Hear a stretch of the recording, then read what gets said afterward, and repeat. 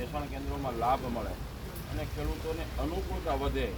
એવું સબ બધા ખરીદ કેન્દ્રોવાળા પણ કરે. અને ખરીદ કેન્દ્રોવાળાને પણ મારી વિનંતી છે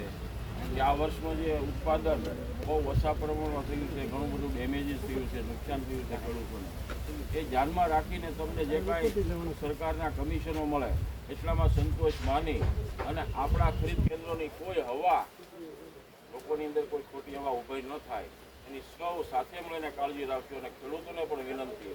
કે જે ધારાધોરણથી ખૂબ જ અંદર તમારો માલ હોય અને તમે પછી આગેવાનોને કે રાજકીય માણસોને કે અધિકારીઓને ફોન કરો અને લેવાનો જે આગ્રહ રાખો કે જે